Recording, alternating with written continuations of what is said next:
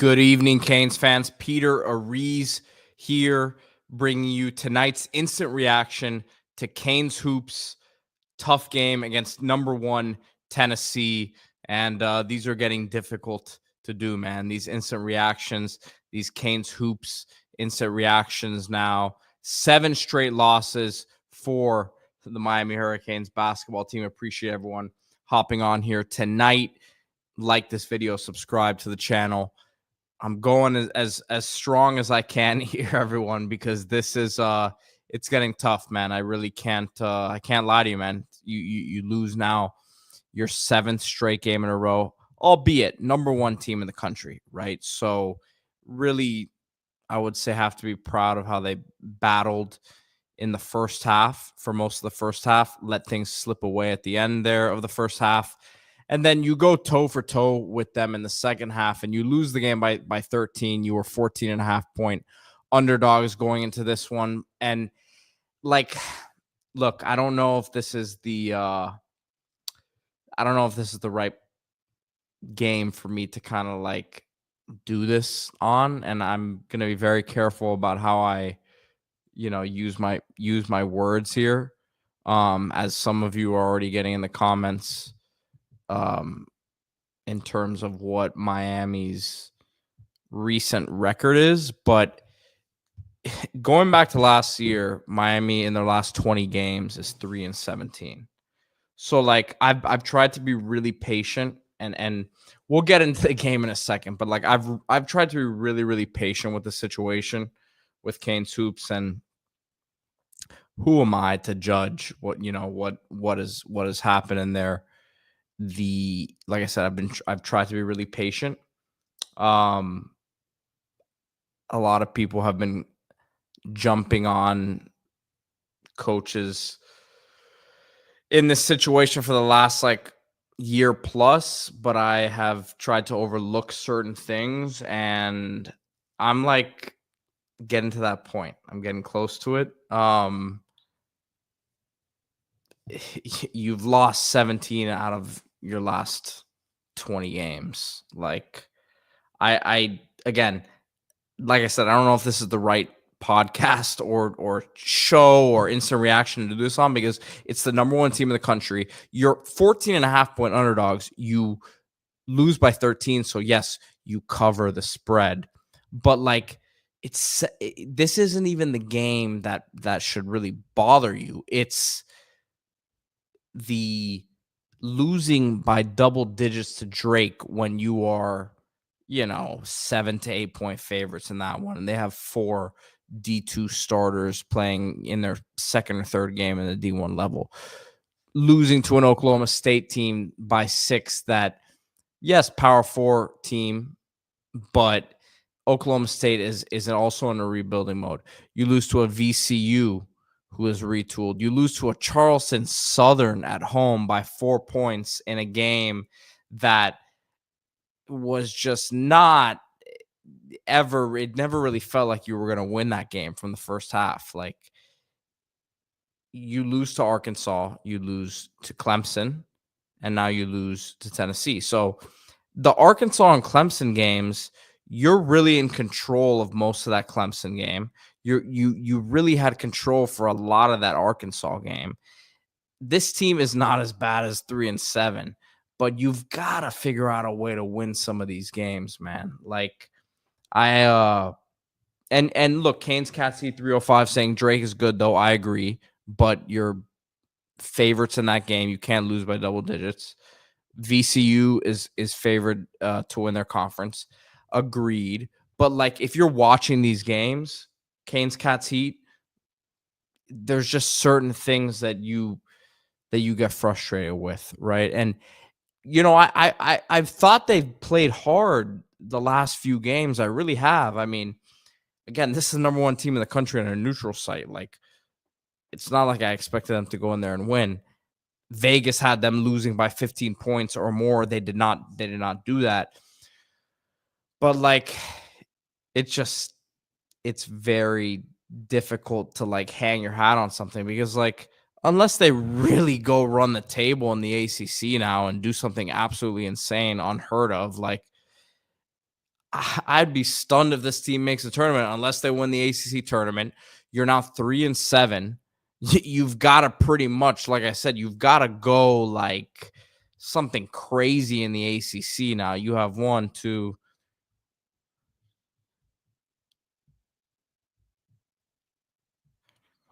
15, 16, 17. You have 18, 19, 20. You have like 20 plus games. You have 20 plus games left in the season.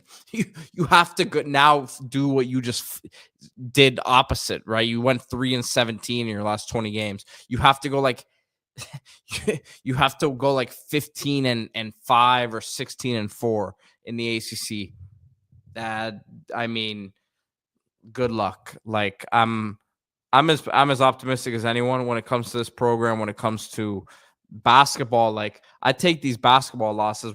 We're in December, and this was already a 3-6 team, and I'm taking a loss to the number 1 team in the country in December, like almost as bad as the Syracuse football loss the other night. So I'm psychotic, but at the end of the day, um, that's where we're at right now. So appreciate the 300 almost that are on here live right now. As always, wanted to let you guys know that the basketball content here on Kane's Insight and these live post-game shows are brought to you by Aries Law, AriesLawPA.com, as I'm going to bring up here right now. Yes, this is my dad. So guys, this is not something we like to talk about, right? Planning your future, wills, trusts. These aren't very comfortable conversations sometimes, but it's something that you really need to do. And Aries Law is a full service law firm with a specialty in what I'm just talking about here: estate planning. In business for over 36 years. We have a dedicated team of legal professionals ready to guide and protect you if you're someone's child, grandchild, sibling, and most importantly, someone's parent. You need an estate plan.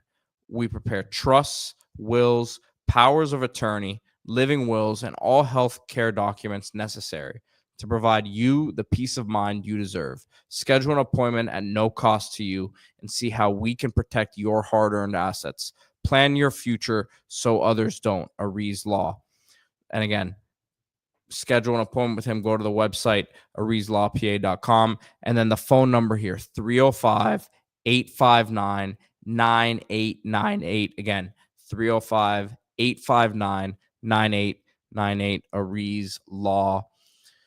Check him out. And again, plan your future because it's very, very important. So wrapping things up here, I mean, let me get into some comments here because I know some people are commenting here. Go Canes 2001 says Coach L isn't going anywhere until he retires. I mean, I agree with you. Obviously, he says in his press conferences and everything that his energy level is great. I see him very frustrated on the sidelines, and that's, frustration and energy levels are two different things. But it just seems like there's some sort of disconnect between the team the last couple years and him. And it's, I'm not going to say it's an age thing or anything like that. The energy is great, but he seems very frustrated in what these guys are doing. And I can't blame him. As a fan, I get frustrated too. So it's difficult to watch sometimes. But yeah, man, I mean, look, let's hope they go 18-2 in their next 20 games or something crazy like that, and salvage what we thinking of them. It's unfortunate, man. There's some talented players on this team. I don't know if the mix together makes much sense, or ever really made much sense. But some of these guys, it's tough to turn them down because they have pedigree at certain places and have done, really good things nationally at other places. But like right now, you need some guys who are physically ready to play. And at the end of the day, you're missing that right now. I think Isaiah Johnson Arrigo gave you some good minutes tonight, so that was intriguing to see, and someone that as you get into the ACC part of the season now. I would hope that you can continue to throw some of these young guys out there, because you gotta be able to keep them. Like, if you're not going to have the season we all hoped, let's keep some of these young guys as building blocks, because I'm very excited about some of them. Jalen Blackman only 5 minutes tonight, so that was that was interesting and something we need to keep an eye on. Sean Grimes says 3-point percentage needs to improve. 100%, man. And that's the thing that's crazy to me. Nigel Pack, phenomenal shooter. Jalen Blackman, phenomenal shooter. Jaleel Bethia, everything that we've heard about him and seen is that he can really shoot it. Austin Schwartz, really good shooter. Plays with a lot of confidence still in terms of shot selection and playing, under control. I think something that he's going to work on, but the fact that he's getting the minutes he is, I think is very positive for the future. But individually, these guys can really shoot. That's why I'm kind of flabbergasted, I'll use the word, that they've shot so poorly to start the year. Matthew Cleveland 2 for 4 today. Brandon Johnson, he's playing a lot of minutes, and I really like the way that he plays the game. I really do, and he plays under control, and he doesn't play outside of himself. But 0 for 3 today from the field, 0 for 3 from 3-point line. It seems like none of his shots are really in rhythm, and that's not necessarily a fault of his own, but you can see he's out there and he wants to make things happen, but he played 27 minutes, shot 3 shots. So it's just, it seems like guys aren't necessarily playing with much confidence. They aren't shooting with much confidence. And it's just a struggle to watch right now, man. I love to watch this basketball team. I love to watch the Canes Hoops basketball program, but I'm having a tough time enjoying myself right now, man. I really am, and I'm a huge fan of a lot of these guys, like of all of them, really. Like I've dealt with them media wise, like they were great to deal with. Interviewing them, I individually think that they're all have a really good skill set to bring to the team here, but something is just again. You can't just say it's, we're 9 new players. A lot of teams are going through a lot of transition across the country. That's number one. Number two, we're now 10 games into the season. Like, you've lost 7 straight games. You lost 10 straight games to finish last season in the ACC. You're getting to the hardest part of your schedule now. So what's it going to look like? I'm struggling to kind of foresee what these next couple months might look like for this team. So, that's pretty much all I got. Anthony Manzano, if you're just joining us, said, did we get blown out by Tennessee or we'd lose by a few points? Miami battled, man. They really actually it was a good ball game for most of the first half. It was a tight game. End of the first half, Tennessee pulled away double digits, and then second half, Tennessee was up by 15 or so. Miami storms back, gets it to like 8 points, 10 points, 6 points, around there. And they kept it close for a little bit there, but then Tennessee then pulled back away the last few minutes of the game. So they really didn't get blown out. They cover the spread, which, again, for those who care, obviously it's a big deal. for others who don't, then it doesn't matter.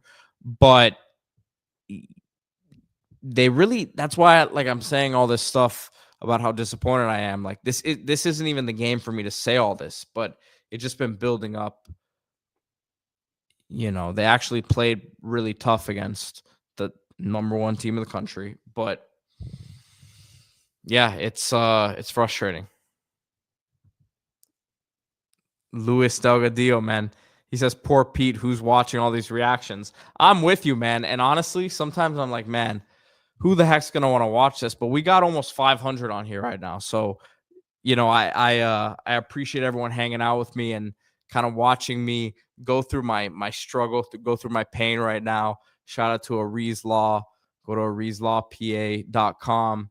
And again, man, we got more people than you would think on here right now. And quite frankly, I more than I would think, but Obviously, I'm a top tier entertainer and performer, so people have to tune in.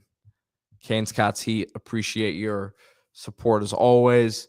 I mean, look, guys, I'm gonna probably wrap things up here in the next couple of minutes unless there's any questions. I'm pouring my heart out to you guys when it comes to Canes hoops right now. I'm struggling. I'm struggling. I go to all the games with my dad at Watsco Center.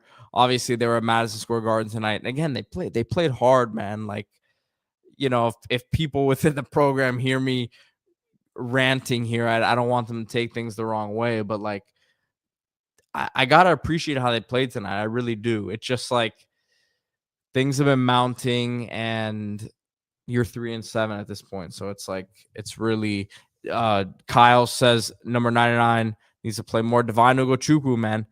For those of you who watch these instant reaction basketball podcasts, which again I appreciate it. Divine Ugochukwu is someone that I have said, and D Money has also said from day one, was going to play a lot of minutes, 15 minutes, not only play a lot of minutes, but bring something different to the table in terms of how he attacked, his physicality, the length, defensive intensity. 8 points, 3 rebounds, an assist, speed of the game. Speed of the game, athletically, he has it, but like, there's still some things he's learning, right? He's a building block.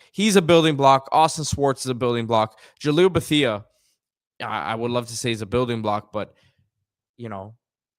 he's either going to go to the NBA, which he still has a lot of growing to do, as we've seen, and not all of it's on him, right? The situation has not been perfect, obviously, but if things continue on this trend, I hate to say it, but I would think if he doesn't go to the league, he's probably not going to stay at Miami if things go on this track. So would hope that he continues to build his confidence and he gets his minutes up, but you have some real building blocks on this team moving forward. Canes Cats Heat 305. You know what? He says 99's a defensive liability, though. I disagree, man. I mean, he's got length. He's strong. May he take a step, in the wrong direction here or there, because there's veteran guys who are playing offense and have a deep bag of tricks potentially, but he gives you more in terms of size and just his quickness, his footwork. Like, he can do a little bit more in terms of his physicality that some of these other guys. So I'm not going to say he's the greatest defender in the world right now, but I think there's more there than some of the other guys on the roster. Kyle said crazy of the 4 freshmen were on the floor together. They made the run. They weren't phased. And I think that's what maybe the rest of the season has to look like for you. If you're Miami with Isaiah Johnson Arrigo, I posted on Canes Insight when D Money and I went to a practice that he looked like a guy who was a potential building block. Divine, Swartz, you got Bethea. And shout out to Lynn Kidd. I haven't given him enough love today. We've been talking about a lot of people. 36 minutes, 14 points, 12 rebounds. He's had some ups and downs early in his Miami career, but really came out to play today, was rebounding his tail off. And Miami, you talk about rebounding being an issue, only got out-rebounded by 2 against the number 1 team in the country. So rebounding wasn't even a thing today. It's like, shooting-wise, just looking at the numbers, Miami shoots 39% from the field, and you shoot 24% from 3, and then Tennessee shoots 48% from the field and 40% from 3. So offensively, there's just not much flow right now. Shot making is not where it needs to be. We can break these details down all night, but yeah. Jake Wynn says the players have to play better. I agree with it. They got to hit shots. So, I was frustrated at Coach O, and I know he's a heck of a coach, and he's done more than anyone's ever done in Miami's program in terms of basketball, and I'm forever grateful for him. But it's like, we're 20 games in a row here. Like, 3-17, and like I watch every game. I go to every home game. I travel with the team when I can, especially for the postseason. Like this is it's tough to watch. It's tough to watch. So appreciate everyone who was on here tonight. We got over 500 live, and I really appreciate those who are sticking with it during this tough season. We're going to keep coming at you all year long. Hopefully they pick things up here as they get into the heart of ACC play.